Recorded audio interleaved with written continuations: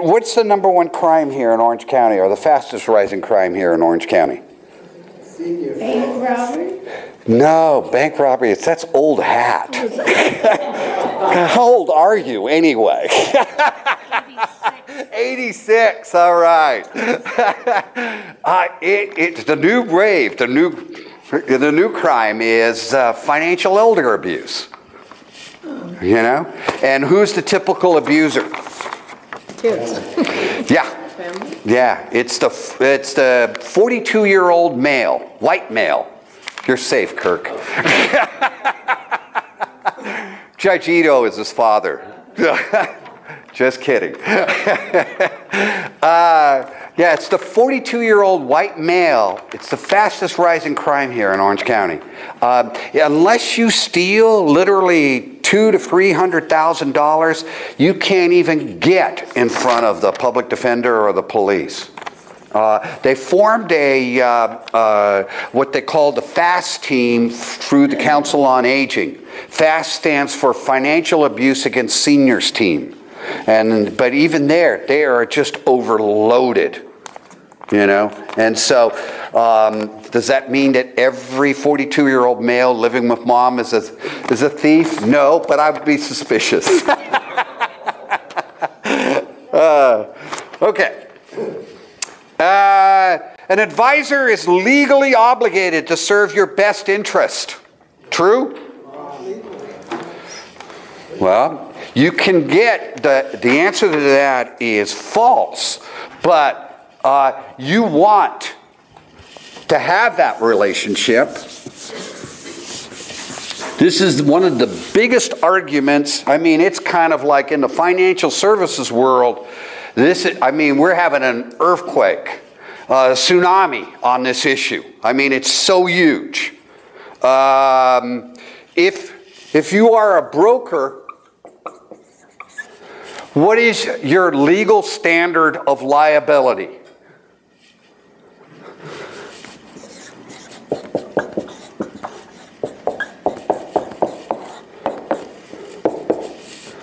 Suitability.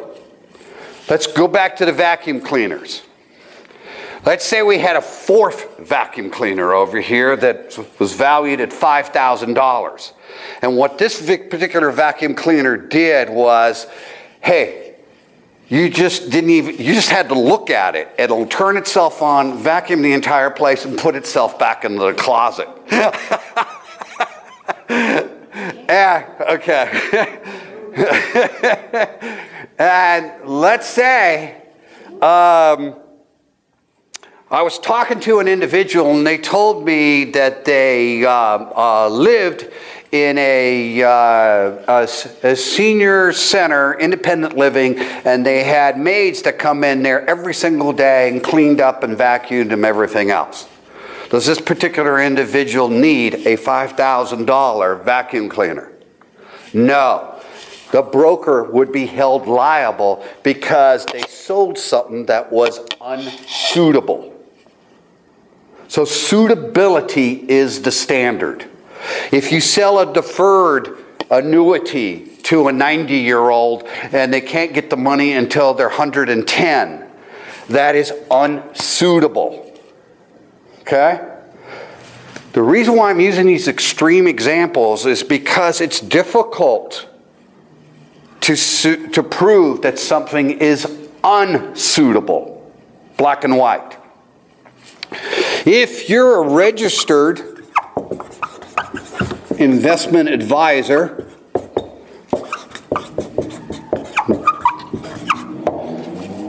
you're held to a fiduciary standard. What does fiduciary standard mean?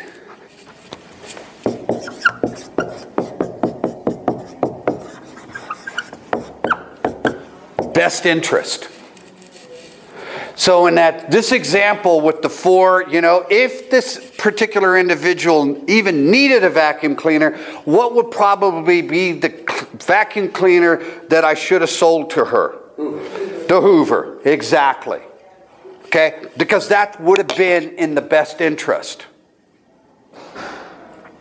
99% of all financial advisors are brokers. So your first task is, in my opinion, do you want somebody to be held to a suitability standard, or do you want somebody who's held to a best interest standard? I would never give my money over to anybody unless they're held to a best interest standard.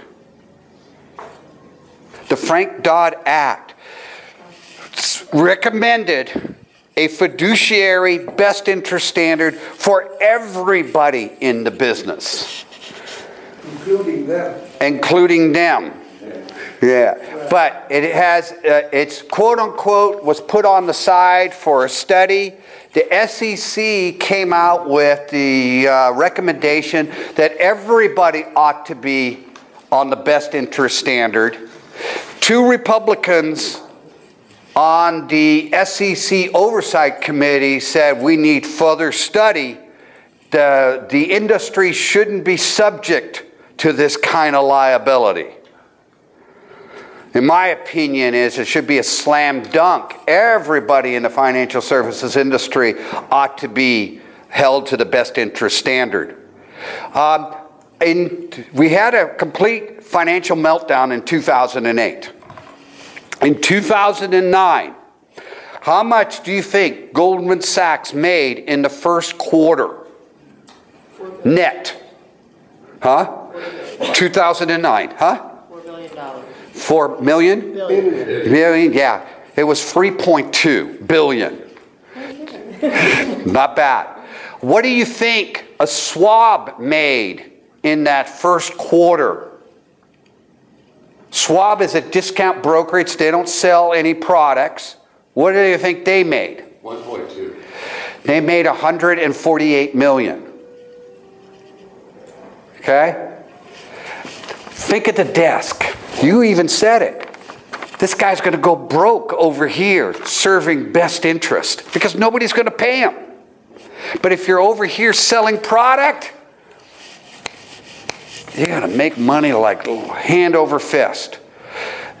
Goldman Sachs paid $500 million for a fine because they were basically caught and said under the suitability standard because they were saying one thing to one client and then selling it, taking a cut of the action to another client, but without disclosing the bad news on the mortgage issue. They were fined $500 million.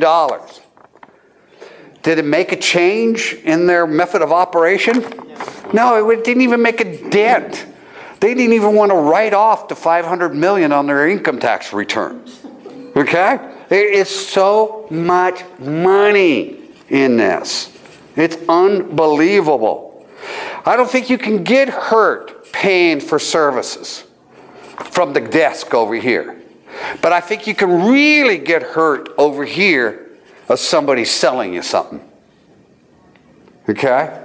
And I don't care how good you are or how sophisticated you think you are, you can be fooled. I've been fooled all the time. I let my guard down. Person is such a nice guy. It works. It really does. You know? I let him go ahead, promise me this, da-da-da-da. Come back and I have a back-end load fund in the portfolio and, you know, it just can't believe it. There are individuals in the brokerage industry who are highly ethical and wonderful folks. I'm just talking about generically how the system is set up. And it's all about making money, about selling. Key issues to review before investing are time horizon, cash flow needs, risk tolerance, future income requirements, and your tax situation. True. True. Before you ever invest time, do we do this? No. But this is the rational way of doing it. We're going to talk about this in Financial Planning 1 and 2. The next 5 questions were put together by FINRA. FINRA is the self-regulatory organization for broker-dealers. You know, what is a broker-dealer? Smith Barney is a broker-dealer. LPL is a broker-dealer. These are, think of real estate. First Team is a broker-dealer, okay? And then the people who work for First Team, what are they called? Agents. Agents. What do you call people who work for Smith Barney? Consultants. So they can call themselves anything they want. No, really can't. They can call themselves. But legally, they're called registered representatives of the firm. So when they talk to you, they aren't your representative. They are representative of who they work for. That's who they have the legal duty to, not to you. Please understand that. Okay. Suppose you have these next 5 questions comes from FINRA. Suppose you have $100 in a savings account earning 2% interest a year. After 5 years, would you have more than 102, exactly 102, or less than 102? Depends on the inflation. No. You would have more than 102, right? Right. Okay. 14. Imagine that the interest rate on your saving account is 1% a year, inflation is 2% a year. After 1 year, would the money in the account buy more than it does today? Exactly the same or less than today? Less than today. 15. If interest rates rise, what will typically happen to bond prices? Fall. Okay? 15. A 15-year mortgage typically requires higher monthly payments than a 30-year mortgage, but the total interest over the life of the loan will be less. Is that true? True. Buying a single company stock usually provides a safer return than a stock mutual fund. False. Okay. I put down here, in California and nationally, the average score is 3.1 on the last 5 questions. No. Yes. Yeah, this is a really, you can go on the FINRA website and we are very generally as a whole illiterate when it comes to finance. Okay? Just generally. But there's nowhere you can learn this stuff. Okay. So we're not going to collect the exam. Did anybody score 100? Of course Bert did. The thing of it is, I don't believe him. We do have a blank Ask First form in here. We didn't go through it heavily, but it talks about licenses. It talks about whether or not the person is a fiduciary or not. Take a look at that, and I've handed you my Ask First form. And we're not going to go through a lot of insurance, but there's a whole article in here on insurance for you to review on your own. And I'm going to end with this. This is the Living Legends. You've got a copy in this. And on page